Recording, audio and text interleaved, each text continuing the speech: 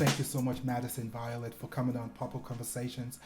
We talked to artists across the country about the musical journey and projects they have in the moment. So thank you so, so much, Lisa and Brenley, for your time. Thank you for having us on. Yes, very much. Awesome, awesome. So I was thinking about the best place to begin this talk and conversation with you, and I think your tour this August would be a great way to get into the current projects you have, and also the sense that um, we had that little period. I spoke to an artist recently who didn't want to mention what we had gone through by name, and I respected that. But we had that little period where everything came to a halt. But what did it mean for you going back on the road this summer? You guys toured, had some really good dates across the East Coast. But what did that mean for you getting back on the road? It was It was, nerve wracking. go ahead. You go ahead, Lise. Brenley nailed it. It was nerve wracking just because I think we really just needed to sort of dip our toes back into the pond. We had been on the road for 20 years and it was all we knew. And this muscle memory, you never had to think. And I think we had to start thinking about how you deliver stories and have banter and perform and the logistics. But it was also very much a cup filler. And I realized just how much I knew I missed it, but it wasn't until I got on the stage that I realized that there was something missing for 2 years of my life. Gotcha, Brenley. Yeah, I mean, I went back with a lot of trepidation on whether or not I was, going to be able to even remember how to do it. Like it felt like such a foreign thing. And it really came back quite, I grew up riding motorcycles and I hadn't been on a motorcycle in 25 years or something. And I moved to LA a few years ago and a friend showed up in her brand new Ducati and just said, I go, oh man, I haven't been on a bike in so long. She goes, here, take it for a ride. And I'm like, no.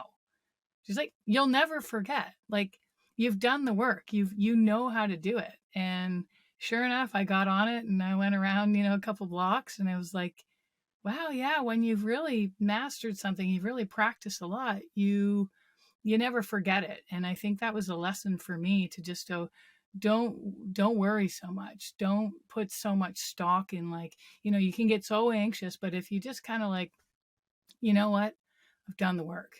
I can go back out there and do it. And yeah, it was actually quite easy once I let go of the worry surrounding it. And it was a lot more fun because I had let go of it. And so I can honestly say that this when we went to the UK, I was having more fun than I had had in years playing live. Like I really really enjoyed it. And so I learned a lot from that. And I also know that I want to tour, but I don't want to do the grind so much. So I've also learned like what's good for my body and what's good for my voice and what's good for my spirit as well. So I don't want to do it as much. I want to do it smart. Yeah, there should be joy in every performance. It should never feel like work because we choose the thing that we play. We don't, people don't think we actually work. We just play, which is kind of the truth in a lot of ways. Gotcha. And I think I find that really fascinating because for a while there, those 2 years, it felt like the landscape of things had dramatically changed, and I can maybe empathize with the little bit of trepidation and the nerve-wracking that you talk about because a lot of things shut down and people weren't performing and artists were kind of bleeding and leaking and losing money, which brings me back to this post I saw on your page, and when you guys was just about to sell out your tour for the summer, you actually mentioned how grateful you were about still being able to be in this position where you could actually put dates out and have them sell out. So what did that say to you about the efficacy of your music and the fans that you've built? Um, well, I would say that it's a reminder that no matter, social media is means a lot to everyone, but you can have a million followers and not sell 50 tickets. And that's just the truth of it all. Some people who have a million followers will sell a million tickets, and some who have a million will sell 50, if that.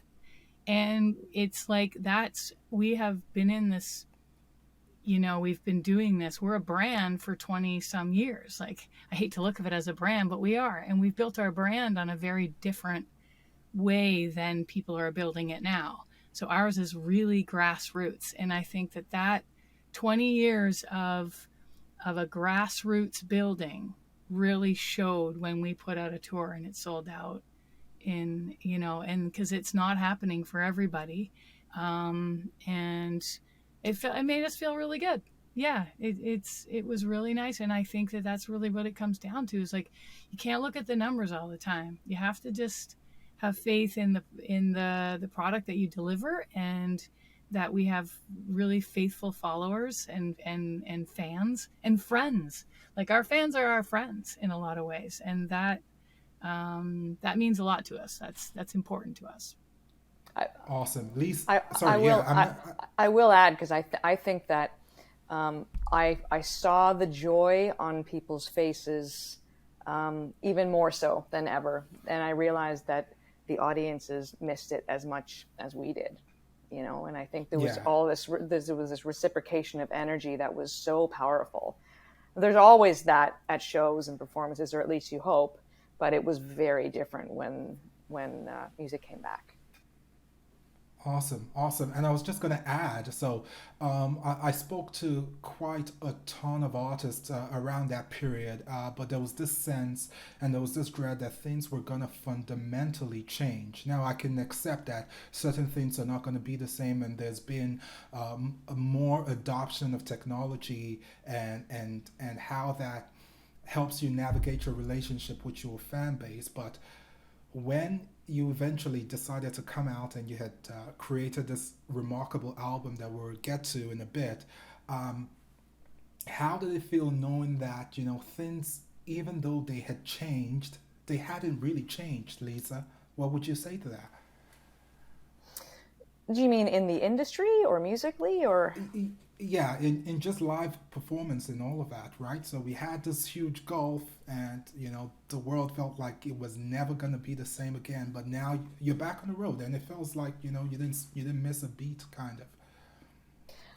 Yeah, musically, entertainment wise, and all that, yes, for sure.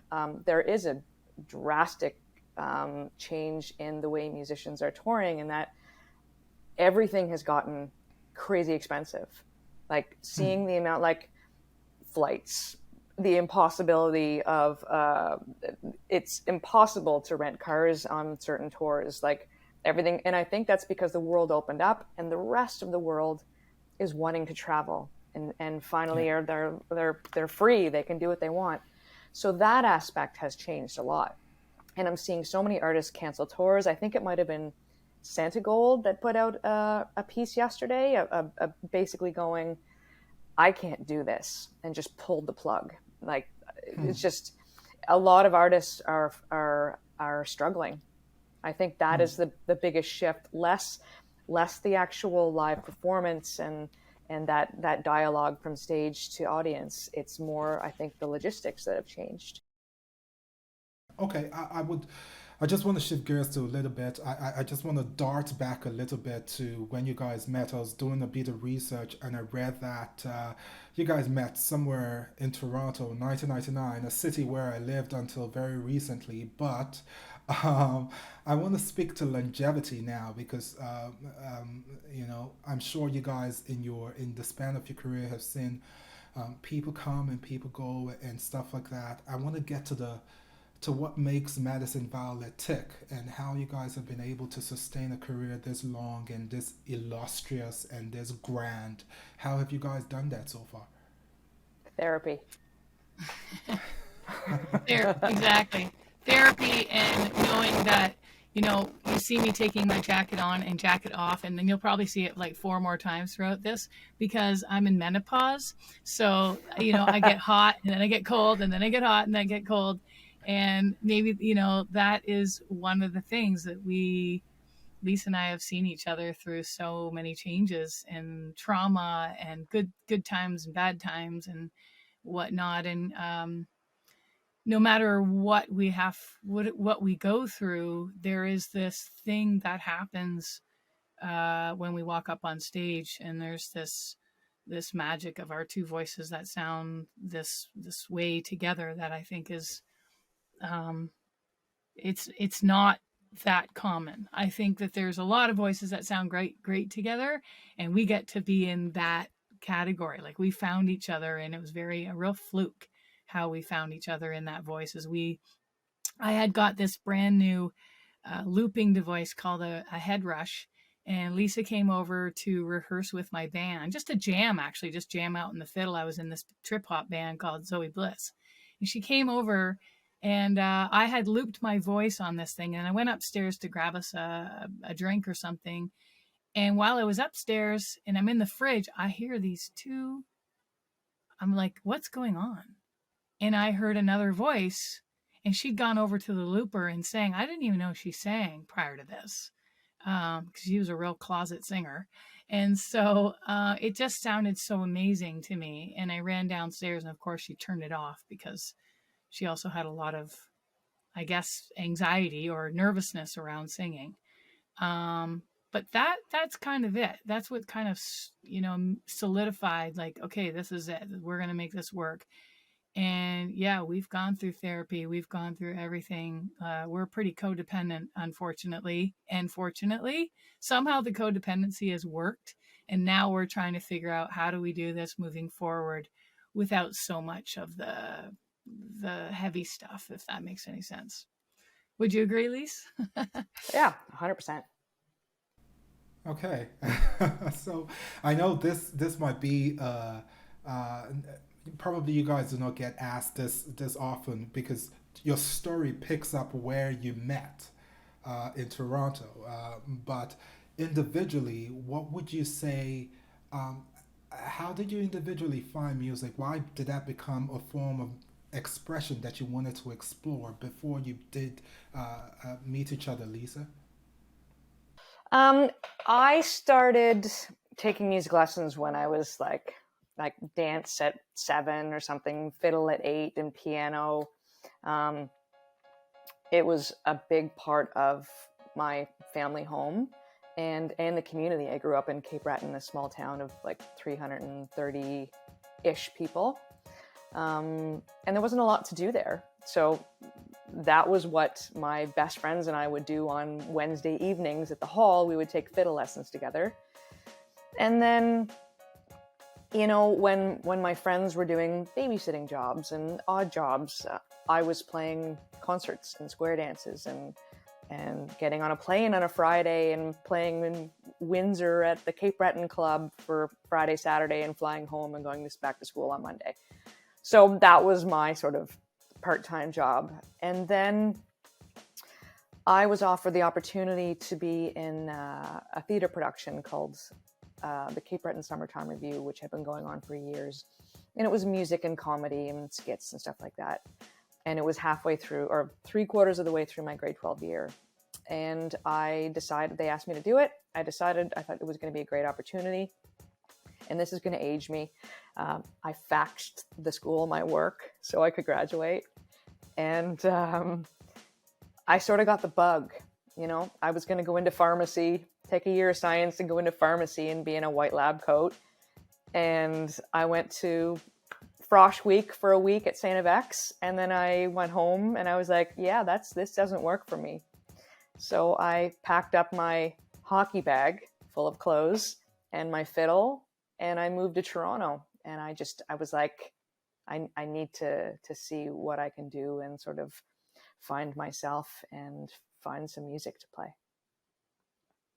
Awesome, awesome. And you, Brenley, how did music find you, or how did you find music? Well, when I was a kid, I don't I don't really remember singing a lot as a child, but I do remember my parents making me sing Delta Dawn in the kitchen in Cape Breton in my grandmother's. And I remember that because I remember, you always have these memories that are either really happy or really sad or really scary. And to me, that was really scary. I remember being put on the spot and going, I don't want to do this. I don't. But then I remember singing it anyway. And the response, like what I got from around the room, was actually kind of, ooh, they like it. Like I must be able to do this. But I was quite late. Like I didn't start playing guitar till I was about 13, and that's because my brother got a guitar. He was 3 years older than me. He brought it home, so when he left the house, I would sneak into his room and play, and bought a couple of Eagles books, and I was kind of teaching myself how to play and sing at the same time. And then I remember hearing Tracy Chapman on the radio, and then I heard Sinead O'Connor, and then I heard Bonnie Raitt, and I'm like, I'd always grown up with like Neil Young and Cat Stevens and all these male voices, which were, that was great, and I loved all that music, but it wasn't any kind of a role model. That there was no thought there that I could do it, because these were just boys. And then when I heard Bonnie Raitt and I heard Tracy Chapman and I heard Sinead O'Connor on the radio, I'm like, wow, there's women on the radio. Like, this is sick, like, oh my God. So I got my guitar. My parents finally bought me my own guitar, and I started playing. And then one day I went to a music store and I put my name up on the, singer looking to join a band, and I joined a cover band, and that was it. I just kept going, and then started writing and did a couple records in a band called Zoe Bliss, and then Lisa and I met. So once I heard those female voices on the radio, that was all I needed to light a fire under me, and I've just never stopped. That's so remarkable, because now I read that after all these many years, that this particular record 11 was produced by you both. So now you come into music, and I find this really fascinating with people who produce and actually sing as well and actually make the music.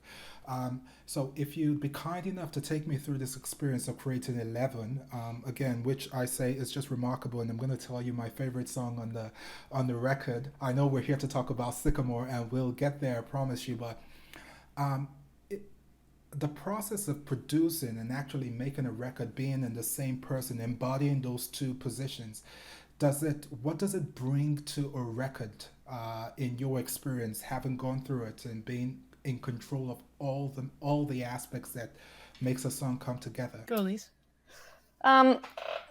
Well, to go back a little bit, this whole thing happened of us producing our own album was because of the lockdown, because of the pandemic. And I'm going very far back. I hope that's okay. I found an airstream that was a recording studio on Facebook that another musician friend had posted.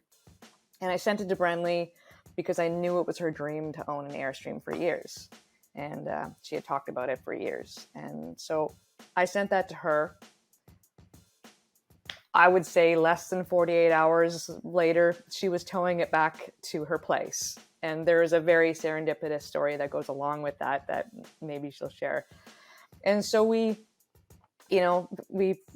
stripped it down. I did a little bit of it. Brenley did the 99% of it. I helped a little bit. And she built a recording studio, and we needed to learn the skills to do it. So we had the time off. We went to the Berkley College of Music and took an Ableton production course and learned those technical skills, because we had all of the other skills. We were writing the songs, we were singing the songs, we knew what we wanted to hear. And that was the issue that we've had over all these years, was that we were never able to fully convey what was going on in here and in here. You can try and explain what you hear in your head, but, and this is funny, Brenley can probably hear it in my head, and I can probably hear it in hers because we know each other so well and we know the thought process. But it never fully worked that way. I love our previous albums. I'm so proud of them. We worked with some amazing producers, but that was what we needed for this record. We needed to be able to convey the story, the sentiment, and all of the sounds we had in our head. And so that's what we did. And I feel very fortunate that although it was difficult, the lockdown time, I'm very fortunate that we were able to use it to sort of learn new skills and educate ourselves and bring this whole thing to fruition. I don't know if I answered your question. Oh no, you did. I'm sure Brendan is going to just expound on it a little bit, but yeah. So to the extent that you hear something, and because you get to control every aspect of that, that the output is a lot more closer to you what you envisioned was where I was trying to get at. So, but Brenley, if you wanna just touch upon that experience as to how close you guys came to what you had always envisioned the sound to be because you were more in the creative in the process of creating it. I think when you've worked with, like in the past when we work with producers, you're bringing like a whole other um so like a whole other set of music, like a mind full of music, and what affects them and what inspires that person. So true, it really truly becomes like a blend of what Madison Violet likes, what Lisa likes, what I like, what the producer likes, like what's inspiring and what drives them. Whereas in this, we hired someone to mix it and we hired someone to master it, but we did all the production and uh, ourselves. And as much as to the point where if we had someone play piano or drums, we it sounds a little controlling, but we basically told them exactly what to play. We just knew that we're not drummers and we're not great piano players, and they are. But we pretty much gave them a almost a template to go. These are the notes. They're played really poorly. Can you do that really well?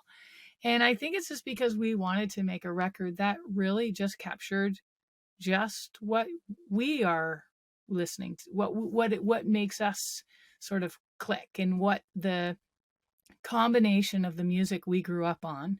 Because let's face it, like some musicians don't listen to any music when they're making a record, and I would love to do that sometime. I don't know that I would be able to do it because I listen to music constantly. Like I just in the last 3 years, especially, I don't know why, but I've always got music going. And so to stop, I don't know. So because I think that there are little elements of these things that um, they influence when I go out to the studio, they influence what I'm going to record, and I'm paying sort of homage to that person, that creator right away. I go in there and it's like, and so many producers are so shy to show what they're listening to. They don't want people to know, they don't want to be watched working and all those things because they want to keep those little secrets to themselves.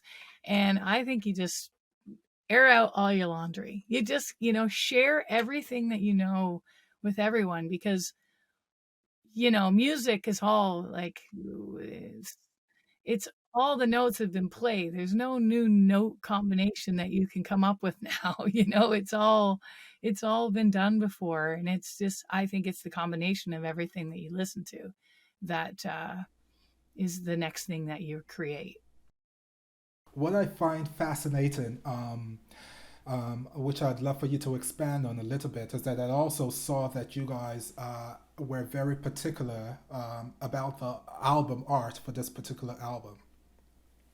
It's beautifully done, and the cover art, like it's a book. It's like a storytelling format, and I think you guys commented on what people who stream music might be missing out on, and I found that very fascinating. So a two-part question here. Were this collection of songs that made it into 11, which is your 11th studio album, um, were they intended to be here? Like, did you guys go into with the intention to create songs specifically for this album, or they were just songs that somehow found their way into this record? No, we were on a mission to write an album. I think, and there were many more songs that didn't make the cut. That just we found the combination that we felt was right. There's one song on there that we wrote several years ago with a fellow singer-songwriter by the name of Peter Katz, and it just never fit the albums previously. It didn't fit the story we were telling, and at this point in our lives, that story that we had written together very much fit the life that I was going through at the time. So but we were intentional in our songwriting, and you know, you put everything out there and hope that something sticks, and these were the 10 that stuck. Got you. And Brenley, what would you say would be the theme? I know we're gonna come to the first single off the album, but what would you say if those songs were intentional and you wanted to write this particular album? What's the theme that pulls this album together? What is it that's the cohesive message that surrounds this album? Um, Vulnerability, being really vulnerable with just how there's songs of having your heart broken, and there's songs of falling in love, and sometimes having the heart broken feels like everybody knows it's extremely vulnerable to talk about, that kind of thing. And falling in love doesn't seem like a vulnerable thing, but it really is. Like it's sharing that for some people. For me, it is a vulnerable thing because I don't generally write songs when I'm in the happy falling in love place. And so I did this time. And so, yeah, I don't know if I had to pick just one word, it would just be, you know, yeah, it's a vulnerable record. And in other parts in other records we've talked about, grief and the way we've talked about grief and the sort of situations that cause that grief. And on this record, I feel like we actually talked more about the grief itself and the feeling of it and how we process it. I hope that kind of makes sense.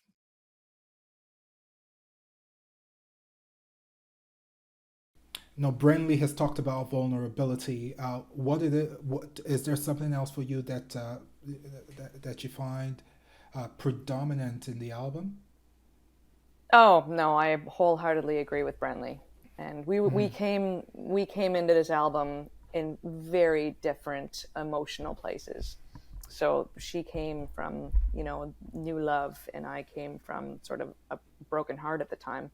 So we sort of tried to amalgamate those, and weave those stories on the record. So yeah, vulnerability is a very good description of this album as a whole. Okay, okay. So that's when I heard about the first single and when that stuff was sent to me, the bio, when I read it, the first thing that came to my mind was about the title itself, because growing up as a in a Christian home, I read about the tree for like a million times. It was this story about I don't know if you know it, but Zacchaeus, a guy, a tax collector in the Bible. Jesus was apparently visiting a little town, and a lot of people came out to see him. And this particular guy, because he was short and couldn't see what was going on, he had to climb this tree called the Sycamore tree, and that was the only way he could get he could see Jesus. And the story goes on from there. Because he was up on the tree, Jesus saw him and he asked him to come down, and they had a feast that evening, and it goes on and on from there. So I'm like, okay, I haven't heard about the sycamore tree for like 30 years of my life. Like how, like that's not a name that comes easy, you would find just anywhere. So I want to get the inspiration for the word itself and what it symbolizes in what context you have used it, and we will go to the message of the song again, which I think is so important. And there are themes in there I would love to talk about. But how did you guys come upon naming the song the Sycamore? I'm trying to remember. I know that when Lisa had come to me with a bunch of lyrics of the parts that she sings and other parts. Okay. And wow, I can remember exactly where we were sitting when we started to rewrite it, because then I wrote my parts in it of how like my sort of response to her being sort of vulnerable about what she was going through. And then I started thinking about what I was going through as the other person, not affected by the condition, but trying to control it, you know. And I would love to answer that. I should know that answer, but I don't. I don't. It was almost like I feel like it was almost just kind of written through me in a way, and I don't Mm. know. Yeah, I know that I had been somewhere where I was taking videos of sycamore trees. Um, because I have this Picture This app, and and I didn't know what this tree was. I was in New York, actually, in New York City, and I was running down in like Battery Park area, and I went over to the tree and I used my app, and I'm like, oh, it's a sycamore tree, and some maybe that that right there just kind of came flying in when we sat down to write this song. Um, yeah, like I feel like all the songs we write are little there's either divine intervention or there's little snippets and sketches of what we've picked up along the way. And Got I would imagine that that's where that came from. okay. It wasn't. Okay. It wasn't about. It was not about climbing up to see Jesus. I'll tell you that. No. I no that It wasn't climbing up to Jesus, but it was a come to Jesus moment okay, in a lot of well, Fair ways. point. well, Yeah. Fair point. okay, okay. But so we get to the heart of the song itself and what it is communicating and trying to express, which is a weighty and a heavy matter. And I think how it has been explained from what I've read is that we're trying to destigmatize it, eating disorders and stuff like that. So my question would be, first of all, why do you think as a society we don't talk as much about that and when people go through that? And what is, at this particular point in time, the value of trying to destigmatize eating disorders? I think there's a stigma around anything that's goes on in your head. That people can't maybe see, or there's not a test for, or a blood test, or um, I think the walls are coming down. I think there's been a lot more candor, a lot more openness about mental health, and even in the last few years, and especially during this pandemic, like everybody, there was this collective of humanity that were locked down, that I'm sure so many of us were affected mentally, emotionally by this, the being stuck in four walls and not being able to do what you do and see who you want, or um I don't know. I feel like I'm at a bit of a loss. I still have a difficult time at times explaining uh, the nature of the song, only because I'm far removed from the situation. This story was this if I may explain to the listeners, this story was Brenley and I's story. Talking to one another, we were, and the struggle that I was having with an eating disorder 20 years ago. And sort of me dealing with my own demons at that time. Luckily, I'm way beyond that and healthy, and but the story is about me dealing with it. Brenley mentioning earlier about her trying to control the situation and not knowing how to interact with somebody who the slightest thing can trigger an emotional response. And I feel like I've gone off on a tangent. My apologies. No, don't I apologize. Sorry, I Brenley, think go ahead. yeah, I think the reason why it's important to talk about it, I will talk about it from why I think it's important to destigmatize it, because if you don't know what to say, you say all the wrong things. And so if we don't talk about it, then we'll never learn how to stop passing judgment on those who suffer with it.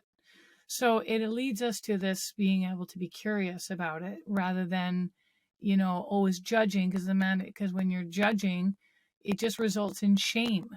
The person carries more shame about it because they don't know how to handle it. They don't know that it's not like they can choose not to think. Like someone with an eating disorder doesn't look in the mirror and just say, "Oh, I look amazing today." Like it's a constant battle that somehow, um, you either can work through it with a nutritionist, which And a Lisa, good you work with therapist. a good therapist, a good nutritionist, that kind of thing. And some people just, um, that's it takes even more than that, and that's also okay. Like there's going to be different levels and of where you are with the disease. But all I know is that, um, now when I see, when I hear about people talking about it, it's like I feel like I can now offer a little bit more of what not to say.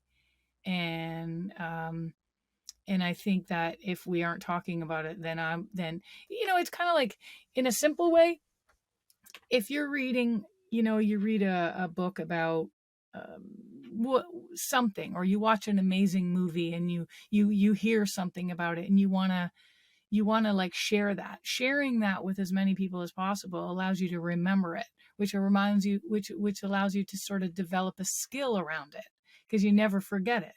So the more people who are talking about it, we develop these skills almost on how to like be much more empathetic. Like empathy is what it's about, and you can't have empathy if you're not like practicing it and talking about it freely. And yeah, so I think that's why it's important to get it out there. And I think the more we talk about it, uh, the more of a, like Lisa said, we all start, grouping together, and that becomes a thing right there. It becomes more positive energy. And strength and community. Absolutely. And you just took that right out of my mouth. I was just going to use that word community. And I think that's the outcome, in my opinion, of having things like this done through art that's very subtle and that's very delicate, is that it has the ability to reach more people and build a community around a particular topic, and just, invite people into a conversation that they wouldn't necessarily have had before listening to that type of music, which, um, t- and I think on a very substantial level, that's what music really is about: inviting people into places, to experience emotions, experience things that they haven't felt before. So um, I found the song very powerful. I've just been listening to it back and forth. I was just talking to my wife this morning, and we're listening to it, and you know it does carry with it that power. I went on your site on your page with it as well, and saw this beautiful analysis of what I think is your most recent post, but somebody just really broke it down, how the music carries through and what you guys have been able to do with it. And I think it's fantastic. So I want to say congratulations on that particular record as your first single. Can I ask why it was the leading single of this record? I don't know. I think um, you run the album by.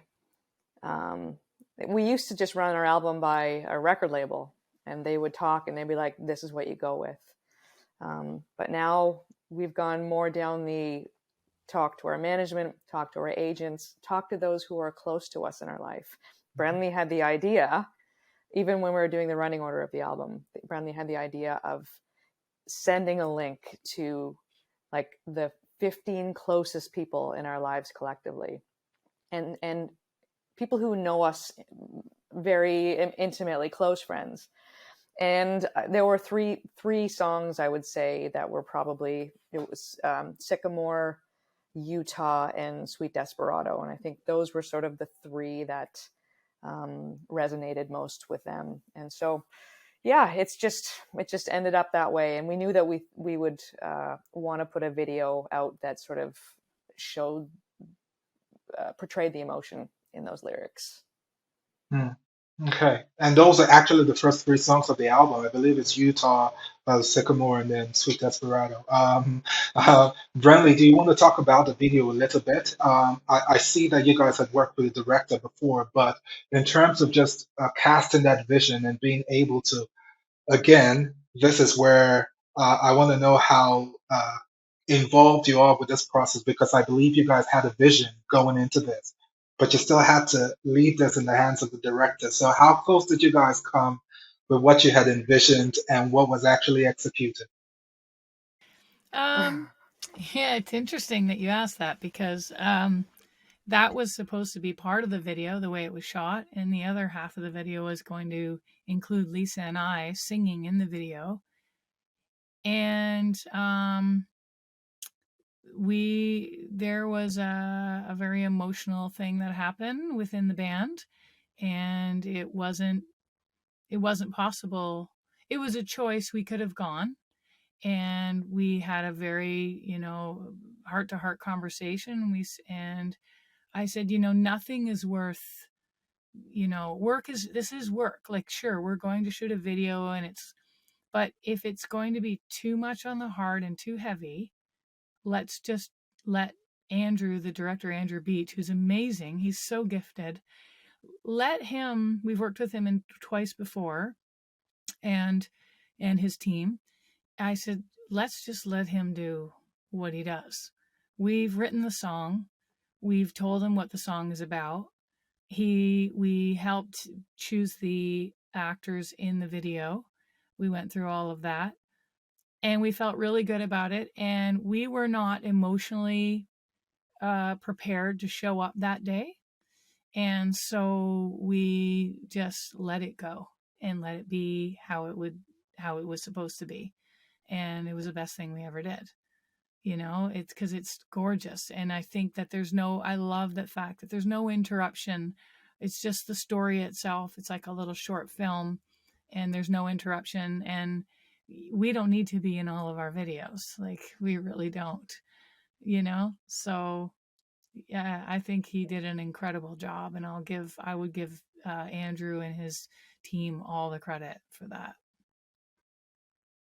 and the actors who were great. Yeah. Yeah, I I love that. I love watching it. And that's where I think visual storytelling comes, so you have this really remarkably written song, and then you have another layer of visual arts put in there that just brings the message right home. But I want to pick up on something you have been, or rather you have mentioned twice, Brendan. There's this philosophy I get about letting things be and letting things just go. Um, is that is that something you have grown into? That has always been your disposition into about things, or is that something you guys, as a band, have grown into? I I'm a pretty I would say if I'm a positive person. I think I've always been quite I'm the person who would come. You wouldn't be coming to me to look for negativity. You'd be coming for positivity. And I don't know that I'm like that. I only know that because people tell me that. And so, and I'm in a fairly good spirit all the time. And I can also really get quite obsessive about certain things and they can really bother me. And the last 3 years, I started meditating a lot this year and just really trying to, I really got into Eckhart Tolle and just this, separating yourself from the self. And I'm still trying to understand that because there's a lot to unpack there. But um, I really do believe that if you try and control the outcome and having attachments is a very dangerous way to live and it can lend in a very I don't know how much happiness you find if you're constantly trying to to control the outcome, So yeah, I just sort of que sera, like whatever will be. And it is what it is. Those are the things that I constantly say to myself. So, yeah, I would say that that's kind of how I've always been, but way more now. Now I Mhm. have a very intentional way of trying to live my life that way. Gotcha, gotcha. So just before I let you guys go, I want to talk about two things. We're going to come back to the to maybe what I consider the state of the industry and stuff like that, but just more broadly, in terms of messaging from your music, it seems to, um, and I was having this conversation recently about how we tend to want to run away from, just as a society, I think we've been socialized to be always winning and always being strong and always being brave, and those kind of talking points are very popular now, bumper stickers type of stuff. But you guys have, uh, I think what I find recurrent is still have like a ton, like 8 albums to listen to you guys because you're so prolific at writing and creating music. But um, but by and large, what I have read in terms of what your music carries is much more substantial stuff and stuff that deals with the side of life that people would not necessarily admit to going through, but we all go through them. So I want to ask, how is it that you guys have found the comfort in expressing those more less glitzy part of life, I would say, and those experiences that ultimately I think builds character and shapes people in very interesting ways. I think we do it because we need to do it. I think it's a cathartic process for us, and there's a lot of uh, a lot of trauma and a lot of truth that we need to get out. We deal with everything on these records, from miscarriage to murder, lost family members, and heartbreak and abuse. And you put it out there. We write it because we need to write it, and we need that um, outlet, but in the hopes that there will be somebody who will get something from it, that can relate to it, that can put themselves in the story, or can at least feel like there's somebody who can relate to what they're going through.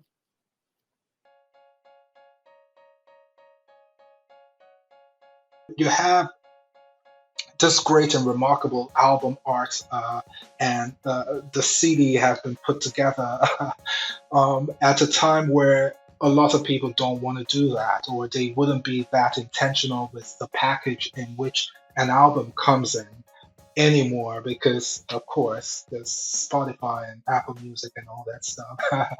um, so what were we trying to get at here? Why did you wanna? Why was that important to you in terms of just uh, exploring 11 and adding that piece to the storytelling process? It's just another piece of art, right? When I think of music coming out, it's a piece of art, and I liked opening up an LP or a CD and seeing the liner notes and maybe learning something about the artist and seeing the lyrics and when you go to something like Spotify and things go in random order, like you spend weeks, sometimes months putting together a running order alone, just the running order, because you're like, I want the listener to feel it in this way and listen to it in this direction. So I don't know. I think we wanted to showcase where we recorded the album, which is the Airstream, which is on the front cover. And Roberta Landreth is this beautiful artist from out west, and we loved her designs, and we spoke to her and talked to her about our vision. And again, she was able to sort of create what we were seeing and hearing in our mind's eye. But I think for me, it's something special when you open up something and you can read the words, and that's something you don't get on Spotify. And we also have, a fan base that when they come to shows, regardless of whether they have a CD player or not, they still buy it. They buy it to support the artist. They buy it sometimes just to meet us at the merch table. It's another way for fans to support artists. This has been so, like I said, when we started this conversation, I have met you guys 11 albums in. I think that speaks to a lot of things that I am going to be exploring in the next little while, with hopes that when we eventually at some point get to do this again, I will be more steeped in just the depth and richness of what you guys have brought to the Canadian music industry, because I think it's a lot. There's just a backlog that's incredible, and so many accolades that have been thrown your way, which is, I think, representative of of, of the quality of music that you put out. So I want to say thank you very much for your time for this album. That is remarkable. I said I was gonna uh, mention my favorite record from this album, which is Jackson. For some reason, I'm just pulled to it. I love it absolutely. Um, but I want to say congratulations on the album. Congratulations on the single itself and the remarkable video. I think the message is just spot on. And when this is eventually cut together and we start to put it out, those are the themes and the message that we will be celebrating off the album. The people ought to be, or rather, there's a value to vulnerability and building community, just like you guys have explained, is as an important part for us to lifting each other up. So thank you so much for coming on the show. I really do appreciate your time. Thank you so much. This has been a real pleasure. It was really lovely to meet you.